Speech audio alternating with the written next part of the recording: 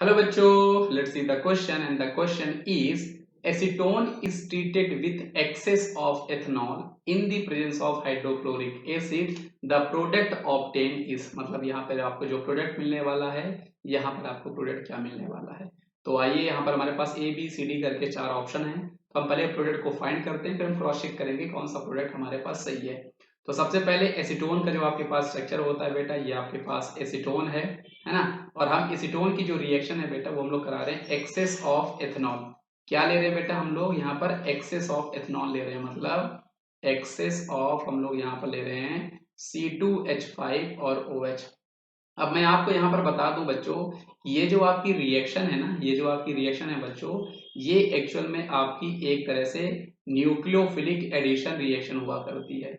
ये आपकी जो रिएक्शन होती है कौन सी टाइप की रिएक्शन है, ये आपकी एडिशन रिएक्शन है। किस तरह की? Nucleophilic addition reaction. एक्चुअल में यहाँ पर होगा क्या कि ये जो आपके पास एथेनॉल है, यहाँ पर हमारे पास C2H5OH मतलब C2H5O नेगेटिव, ये आपका यहाँ पर न्यूक्लियोफाइल जो है वो जनरेट होगा और ये न्यूक्लियोफाइल जाके आपको इस कार्बोनिल कार्बन पे अटैक करने वाला है।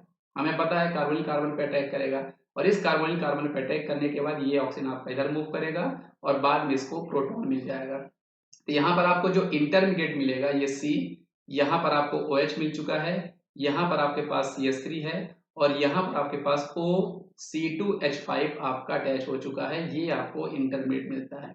तो ये जो आपका है बेटा, ये आपका एसीटोन है और यहाँ पर हमारे पास जो इंटरमीडिएट मिला है ना, इसको हम लोग बोला करते हैं बेटा हेमी एसिटल।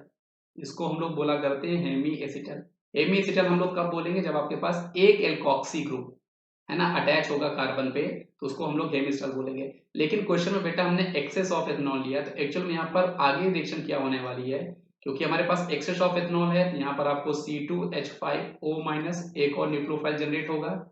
ये OH माइनस आपको पता है ये आपका प्रोटोनेट होके यहाँ से ये रिमूव कर जाएगा और पॉजिटिव चार्ज आपको मिलेगा और न्यूक्लियोफाइल का वापस से यहाँ पर अटैक होगा। तो जो फाइनल प्रोडक्ट आपको मिलने वाला है CH3O CH3 और यहाँ पर एक और एल्कोक्सी ग्रुप C2H5 यहाँ पर आके अटैच हो जाएगा O C2H5। और ये जो आपको प्रोडक्ट मिला है बेटा, ये आपको कहते हैं हम लोग, इसको हम लोग बोला करते हैं एसिटल, है ना। एक्चुअली में सॉरी बच्चों, मैंने इसको उल्टा बोल दिया, ये आपका एसीटोन है ना। तो ये एसीटोन नहीं है ना, इसको हम लोग कीटोन से डील किया करते हैं। तो ये आपका एसिटल हेमी एसिटल नहीं होगा बच्चों, इसको मैं क्रॉस चेक, इसको मैं चेंज करना चाहता हूँ।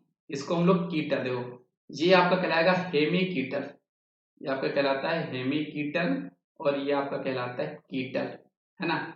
एक्चुअल में हम लोग एसिटल और हेमी एसिटल तब यूज करेंगे जब आपका एल्डिहाइड ग्रुप होगा, मतलब अगर यहाँ पर आपके पास ये R C डबल बॉन्ड और H होने वाला है, अगर आपके पास एल्डिहाइड ग्रुप होता है तब हम लोग एक एल्कोक्सी ग्रुप अटैच होगा तो उसको हम लोग एसिटल बोलेंगे, दो एल्कोक्सी ग्रुप अटैच हो जाएंगे तो उसको हम लोग एसिटल बोलेंगे। तो हेमी एसिटल एसिटल हमारा एल्डिहाइड के केस में होता है, हेमी कीटल और कीटल जो होता है वो हमारा इस केस में होगा।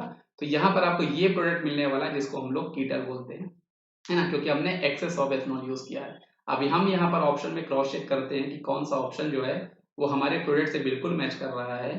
तो आप देखो बेटा ऑप्शन नंबर डी जो है वो हमारा बिल्कुल मैच कर रहा है, तो option number D is the correct answer, जो कि हमारा कीटल है। और ऑप्शन नंबर सी जो हमारे पास है बेटा, ये तो हमें इंटरमीडिएट मिलता है और ये हमारा हेमी कीटल है। ये हमारा बच्चों क्या है, ये हमारा हेमी कीटल है। तो आई होप आपको ये जो कॉन्सेप्ट होगा समझ में आया होगा बच्चों, है ना। So thank you.